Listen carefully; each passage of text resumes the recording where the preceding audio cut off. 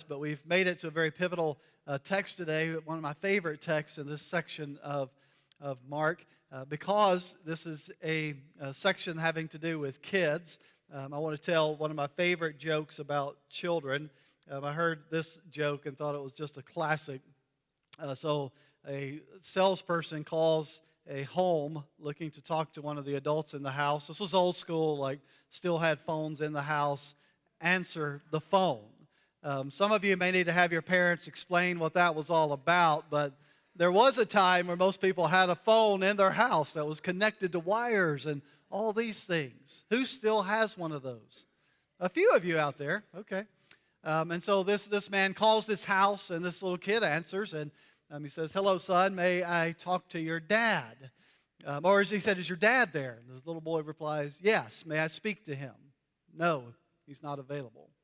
"Well, is your mom there?" "Yes, may I speak to her?" "No, she's unavailable." "Why is she unavailable?" "Well, she's busy." "Well, is there anybody else there?" "Well, there's a police officer here." "A police officer? Wow. Well, may I get the police officer on the phone because I need to kind of find out what's going on?" "No." "Well, why not?" "Well, he's busy." "Well, is there anyone else there?" "Well, there's a fireman here too." "Well, a fireman's there?" "Yes." Well, now the guy's, worried. So he's like, "Well, can I talk to the fireman? I'm really concerned here. I need to know what's going on. Is the fireman available?" "No, sir." "May I speak to him?" "No." "Why?" "He's busy." "Well, son, your dad is there and busy. Your mom is there and busy. A police officer is there and busy. A fire person is there and busy. What are they doing?" "Looking for me." Love that kid's joke. It's so relatable, right? I love kids. I've had 4 of them, and they all, through every season, every stage of their lives, always say, "This is my favorite." And but just things happen all the time with kids, unexpected. They make us laugh. This week, even Levi, I heard him yell from his room before school one morning, "All I have are handsome shorts. I need some not handsome shorts." What he means by that is, I want to wear athletic shorts to school, but the only thing that is in here are shorts I have to wear to church, right? That's translating that for you. So he wanted not handsome shorts to wear. I love kids. Every stage is a blessing. One of the good apps in social media, as complicated as they are, one of my favorite apps is the Time Hop app, which jumps back to 1 year, 2 year, 3 year, 4 years, whatever, and pulls up your pictures and your social media. And it's always almost a daily reflection on how your kids grow and develop, and fun times and memory. So I love kids. Most of us love kids, and then they become teenagers. Mark Twain once said, the best way to raise a kid is to put the kid in a barrel, right, and put a lid on the top and just have a hole for the kid to breathe and put food through. And then when they become a teenager, plug the hole. That was Mark Twain's interpretation of raising kids. But I love kids, and I love that in our text, Jesus loves kids. He holds them in high regard, which was the opposite of the culture in which he lived. Now, it wasn't like our day and age. I saw an author that penned a book in recent years called Kinderarchy. Kinderarchy. That means the rule of children. We live in a culture that kids are esteemed and get their way and take prominence in our houses, and we make all of our decisions through the lens of our kids. So maybe the pendulum has swung in a little bit of an unhealthy way in our modern times, but in the ancient world, there was the opposite of this. They did not have a romanticized view of children at all. In their outlook, kids added no value. In short, kids simply did not count. They did not matter. Their identity and their worth were based solely on their gender and their relationship to their father. Sons were considered a blessing for 2 reasons. They continued the family name for another generation, and they added to the workforce. That was it. That was the only reason that any child was valued for any reason. 6 out of 10 kids during this era of human history died from natural causes or brutality, a lot of different ways that they would die, but only a 40% survival rate if you were a child. They were the lowest on the social economic scale. They were insignificant, unimportant, no rights. They were unwanted children, and they were simply disregarded most of the time. If a parent did not want them or they were the wrong sex when they were born, they were simply disregarded and had to fend for themselves. They were often forced to become beggars or prostitutes or gladiators or street thieves. They were vulnerable and they were voiceless. As a matter of fact, if you search into Jewish or even early Christian literature, you will not find the level of compassion for children that Jesus exhibits in our text today. As we've said week after week after week in Mark's gospel, the invitation into kingdom living, the kingdom of God, the rule and reign of Jesus in our hearts and lives, kingdom living was opposite in many ways of the culture around it and in our culture today. Before we jump into the text, it's important to remember that what Jesus has to say here about children follows his teaching on marriage and divorce. It's often the kids who many times suffer the most severe consequences, it seems, in marriage and divorce. By the way, last week's message was not an easy one for me to preach, and so many of you were so encouraging about that, and you've been faithful to encourage others to listen to it. It's already one of our most listened to messages of all time, and so thank you for the encouragement of that. I hope it was encouraging for all of us and challenging for all of us at the same time. And right after coming off of that subject, Jesus turns to the context of kids. Remember, all of this is within the bigger framework of what does it mean to be a disciple? What does it mean to follow Jesus, to live under the rule and reign of Jesus? So let's dive into our text. We'll walk through this line by line, and then we'll bring it together in the end. Mark chapter 10, verse 13, and they were bringing children to him that he might touch them, and the disciples rebuked them. So here's the scene. The parents are bringing their children to Jesus so that he might touch them. Now, don't think like sit on Santa's lap and tell him what you wish for. No, Mark has repeatedly emphasized that Jesus has compassion and touches the ones in society that are often considered unimportant or unclean. Same thing with kids. Kids were considered insignificant and unimportant. And so they bring the kids to Jesus, and Jesus is embracing them and hugging them and spending time with them. Again, this is unheard of for a rabbi. It's unheard of for a rabbi to practice, to be around those considered unclean or unimportant. And we can see that by how the disciples react, right? They bring their children to Jesus, and the disciples step in like religious kind of bouncers and rebuke them is the word. And this word rebuke is a strong word. It's used other places in Mark's gospel for exorcisms, to rebuke a demon, right? To be cast out of someone. It's also used for those who oppose God's will, that they are rebuked. And sometimes it's used just for outright denial. So this is like a strong word of rebuke. They see themselves as these kind of gatekeepers trying to protect Jesus. In the minds of the disciples, children are not worth the time of Jesus. They're not worth his time. The disciples, again, trending here in Mark's gospel, they're displaying the same attitude, this elitist, exclusive attitude that we just saw back in chapter 9 when they were rebuking the unnamed exorcist, right? They saw this guy casting out demons in Jesus' name, and John's like, Jesus, don't worry.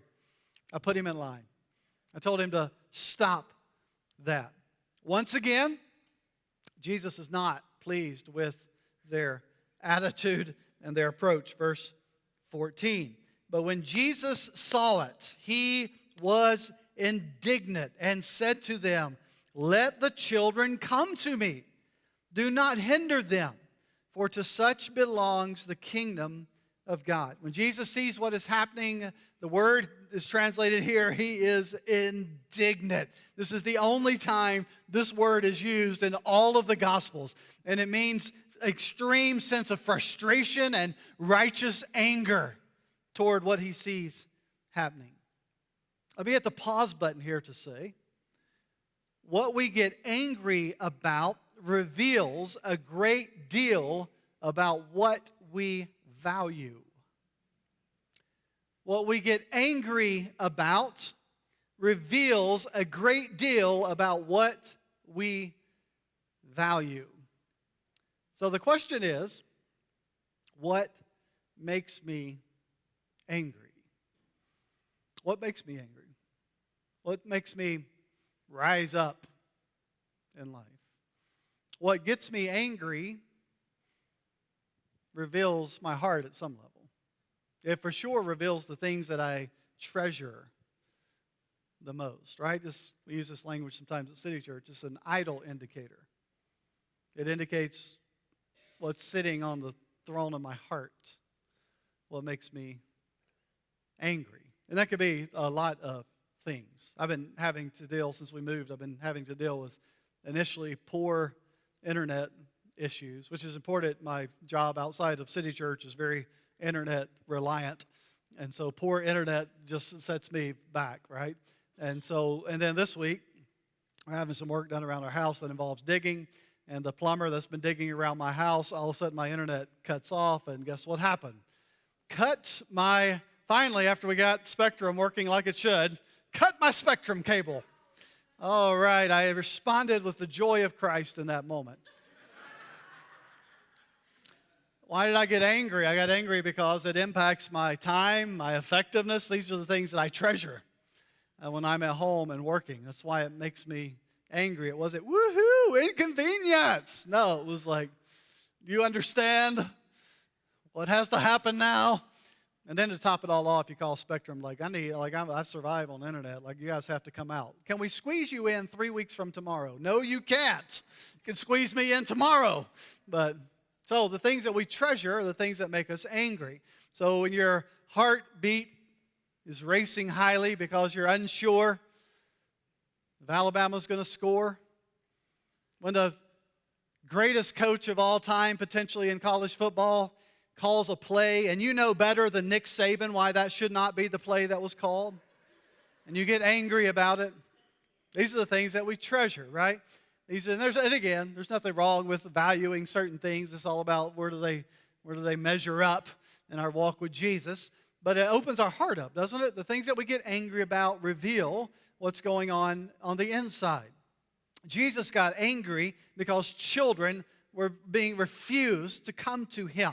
And here's his response: do not forbid them from coming. And then he repeats it, but let them come. And the translation here actually means let them keep on coming. Continually come to me. Do not prevent them now or ever from coming to me. Jesus gives his time and attention to people that the disciples consider unworthy of his time and attention. Jesus gives his time and attention to the people the disciples believe are unworthy of the time and attention of Jesus. He welcomes those they want to stiff arm, to keep out. I love this phrase that Jesus uses, let them come. I love this phrase because it reveals the heart of Jesus for the insignificant and the unimportant. Let them come. Voiceless, let them come. Vulnerable, let them come. Ignored, let them come. Neglected, let them come. How relevant is that message still for us in 2022? Wherever you're at in life, whatever's going on in life, the call of Jesus is come. Let them come. Luke goes out of his way in his gospel to tell stories in this regard. He tells one that I'll read just a few verses from, Luke chapter 14. It's often called the parable of the great banquet. And in this story, here's just Luke 14:12. He said also to the man who had invited him, when you give a dinner or a banquet, do not invite your friends or your brothers or your relatives or your rich neighbors, lest they also invite you in return and you be repaid. And we pause and say, isn't that the reason that we invite them? So that we can get repaid, right? And Jesus says, no. But when you give a feast, invite the poor and the crippled and the lame and the blind, and you will be blessed because they cannot repay you, for you will be repaid at the resurrection of the just. Jesus says, let the poor come. Let the blind come. Let the vulnerable and the voiceless come to me. I will give my time and attention to those that society wants to ignore and push into the background. Rather than forbidding children from coming, Jesus even goes so far as to say they are the true heirs of the kingdom of God. The insignificant, the unimportant, and the helpless are those who make up the kingdom of God. And then he takes it a step further in verse 15. Truly, and this is an emphasis word, truly I say to you, whoever does not receive the kingdom of God like a child shall not enter it. So Jesus says to enter God's kingdom, one must receive it like a child. Now, it's common to interpret Jesus' words here in terms of kind of the virtuous qualities found in children. So sometimes you'll hear people say that the idea here is that you have to be innocent or trusting or humble or pure, right? Kind of these virtuous qualities of kids. The problem with that interpretation is the virtue-based approach of entering God's kingdom based on our own virtues or values is the exact opposite of what Jesus teaches and demonstrates about the kingdom and how to enter the kingdom. You see, if you didn't know this or not, kids not only have some of those virtuous qualities, but they are also demanding. And they are also selfish. And they are stubborn. And they can be sulky. And they can be disobedient. And they can be thankless. Oh, wait, is this only my kids I'm talking about? No, we get this, right? You have some conversation along those lines, along those traits, probably almost every day with your children at some level. As a matter of fact, we use a phrase for people who are post-childhood that display those type of characteristics, that you are displaying what type of behavior? Childish behavior. So as awesome as kids are, as much as their virtues are innocent and pure at times, they are also little sinners. What Mark reminds us of again and again in his narrative is that Jesus does not call the righteous, he calls the unrighteous. He does not call the clean, he calls the unclean. It's not the deserving, but the undeserving. The point of the text is that children have no leverage, they have no rank, they have no influence, they have no rights. Jesus is not spotlighting the qualities of children for us to emulate. He is emphasizing the children themselves. That the children are invited not based on what they have, but based on what they do not have, what they lack. The kids, particularly in this context, this cultural context, bring nothing to the table. Children can only come as they are, small and powerless and overlooked and neglected. They offer no credit, they offer no claim, they offer no clout, they offer no control. The kids even needed someone to bring them to Jesus. What Jesus gives these children is sheer grace based on sheer need. This is the good news announcement of the kingdom, that God offers pure grace. So do not miss the point of this text, that we are the children. we are not innocent and eager and humble and pure. We are, like the disciples, slow to believe. We are often hard-hearted. We are undeserving of His love. It's how we come to God. It's how we enter the kingdom. We are reminded it is grace and grace and grace alone. Come like children, helpless, in need, dependent upon the King of the kingdom. Verse 16, round out our text for the day. And He took them in His arms and blessed them, laying His hands on them. Now, that doesn't mean a whole lot to us in our context. Maybe, according to how you were raised, the laying His hands on them might. But in this context, here's what that means. Jesus does more than touch the children. He blesses the children. He takes them in His arms and hugs them. He blesses them. So blessings were a historic part of Israel's customs. To bless someone, particularly generationally, often fathers blessing their sons, to bless them was to pass on your name, to pass on your property, to secure their identity and their future. And so Jesus displays a tangible expression of God's unconditional and undeserved love and favor for those that were neglected and ignored and overlooked. And so in kingdom living, we've seen it again and again, Jesus rebukes those at the top of the social strata, and He blesses those who are at the bottom. It is upside down kingdom living. To gain, we give. To be glorified, we walk through suffering. Kingdom living. So let me just bring this together with a few reminders from this text. The first thing I would say from this text that's important for us is that children matter to Jesus. Children matter to Jesus, and they should matter to us.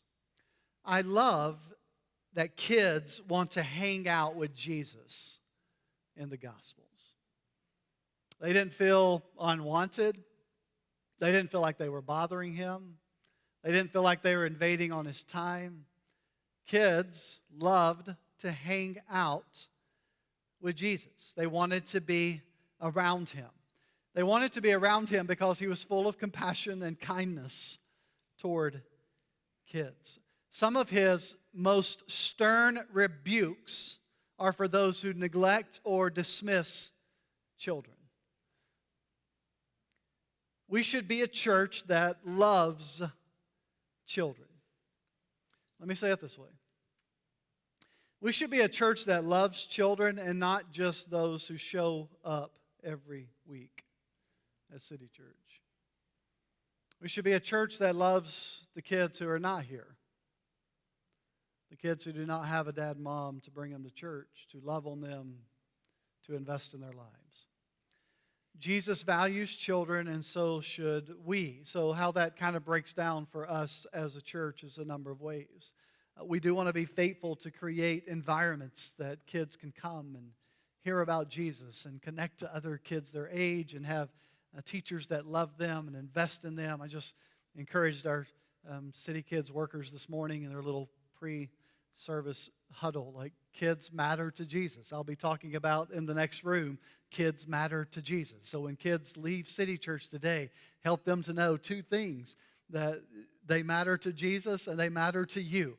Love them and point them to Jesus. We want to create environments that emphasize that and pour into that, along with you as parents to come alongside and invest in them with these gospel opportunities to let them know that they matter and they matter to Jesus. It also means that as City Church, we partner with city organizations who love and help children.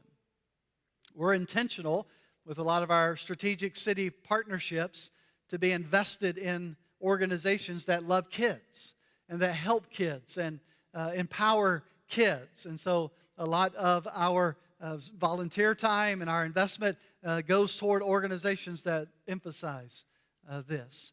And so we want to be, as city church, being in our city and for our city, we want to be strategic to come alongside organizations who are doing great things for kids and to partner with them. It also means that we want to serve the children in our neighborhood and we want to serve the kids in our school.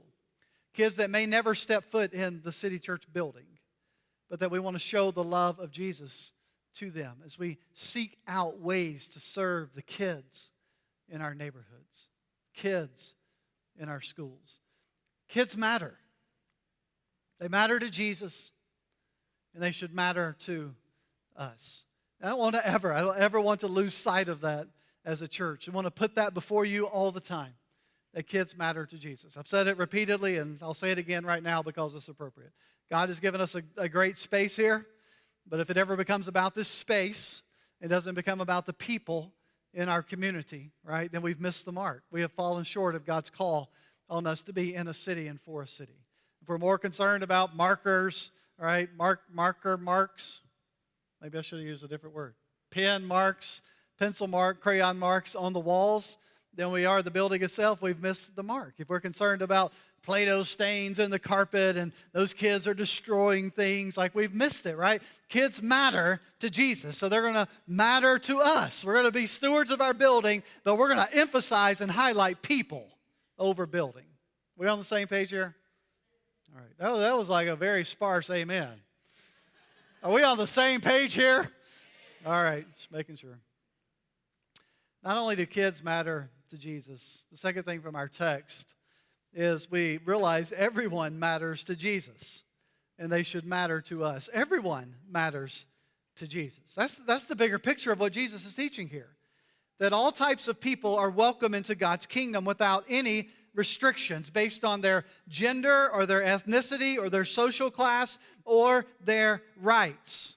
As a matter of fact, the things that tend to divide us are the things that Jesus welcomed into his kingdom. These are the areas that tend to create walls in our culture. Race and gender and social class, rights.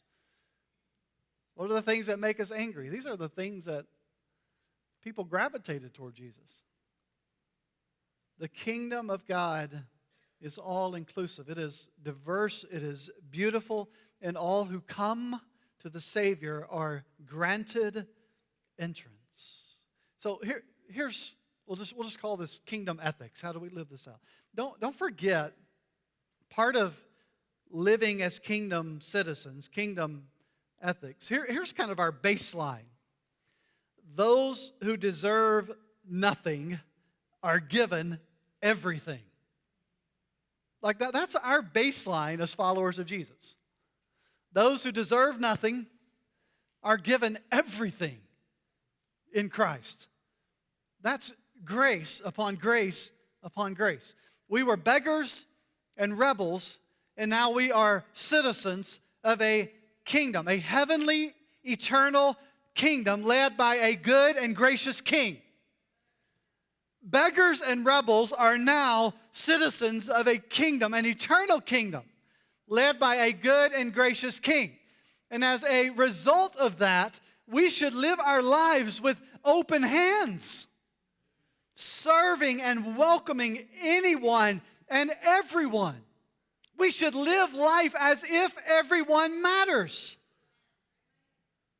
By nature, and I'm preaching to myself here, by nature we are drawn toward those who are most like us, that look like us, that like the things that we like, that vote like we vote, that have the kind of same values as us. We are drawn toward people who are like us. And then we read the story of Jesus and what it means to be a part of the kingdom of God. And Jesus was drawn toward those who were the most different than he was. As a matter of fact, those who were the most different from who Jesus was are drawn to him. People matter. Everyone matters to Jesus. So here's what that means. It means it for me, and it means it for you, if we're followers of Jesus. What that means is we must take intentional steps to move in the direction of those who are different than us. We can't wait for them. We must take intentional steps to move in the direction of those who are different than us.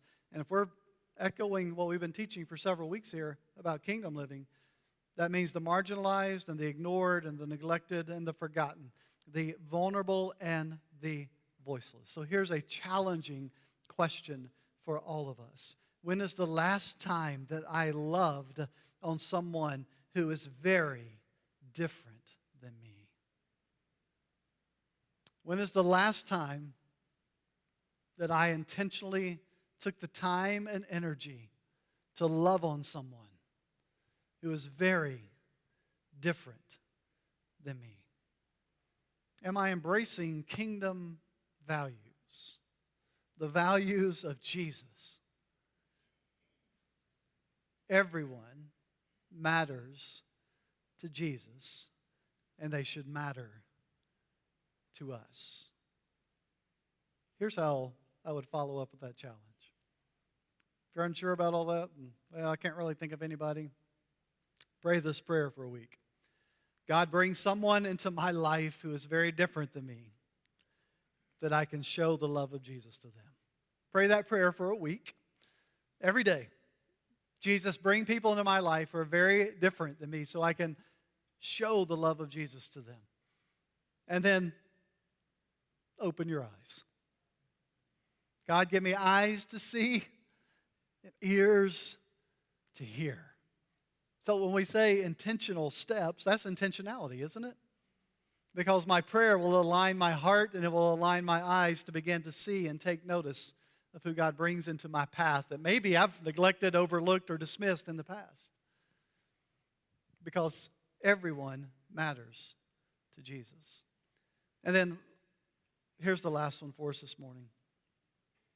You matter to Jesus. You matter to Jesus. What Jesus is saying in this text is not just let the children come. What he's saying, the big picture here, is let the helpless come to me.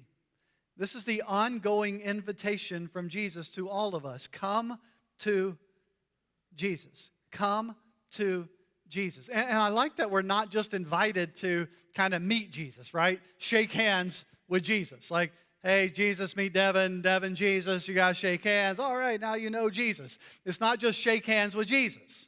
We are invited into this relationship with Jesus. Jesus not only allows the kids to come to him, but he blesses them, he hugs them, he takes them in his arms.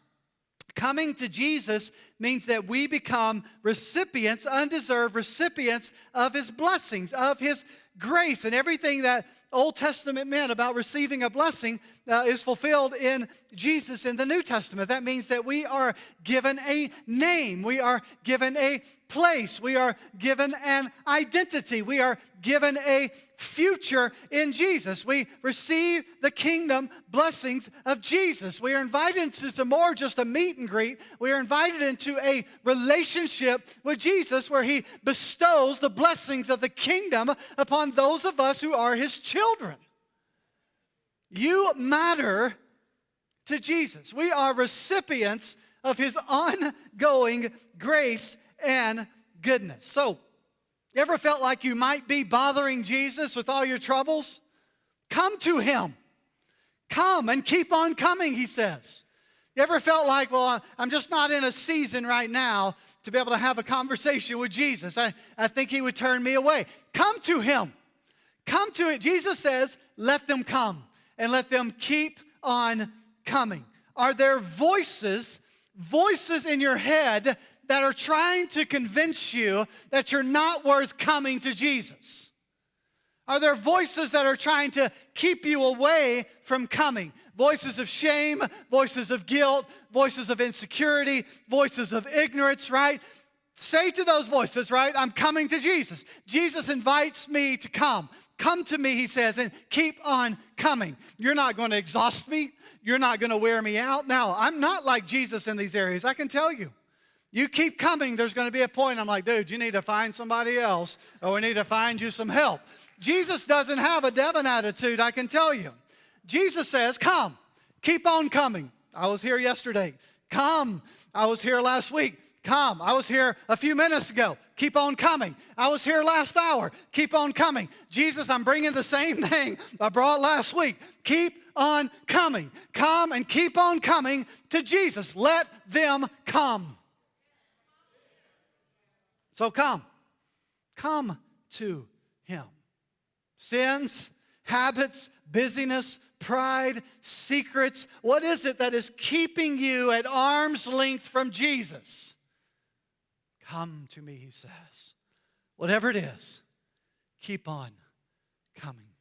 I will welcome you with open arms. As a matter of fact, if we read the story of the prodigal, not only does he say come, but what? He runs to us. Remember the story of the prodigal? Man, in the pig pen of life, I'm going home to daddy, but I'm not going to come as a kid. I've already crossed that bridge. I'm just going to go ask if I can be a slave, a servant. What happens? The father sees him in the distance and he runs to him. You're not my servant. You're my son. Bring the fatted calf. Bring the best robe. Put a ring on his finger. This is my child who was lost and has now come home. Come to him. I love that he invites the hard-hearted disciples and the helpless children. Come to me. So whatever is weighing you down, holding you back, hindering you, or distracting you, bring it to Jesus. Here's the invitation. We read these verses frequently at City Church. Matthew 11, Jesus says, come to me. Come to me, all who labor and are heavy laden. You ever felt that? You ever felt the weight? You ever felt the stress? You ever felt the weight of life? Come to me, Jesus said. Those who are heavy laden, those who are laboring, who are heavy laden, and what? I will give you rest. Come to me, and I will give you rest. Take my yoke upon you and learn from me, for I am gentle and lowly, not harsh, not ready to pour. Oh, here he comes again. He's going to catch it this time.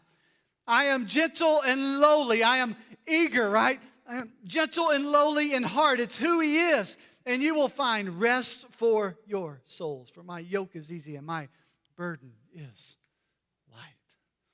Man, as life weighs us down and we feel the burdens, as we feel the heaviness, Jesus says, come to Jesus. Come to Jesus and find rest.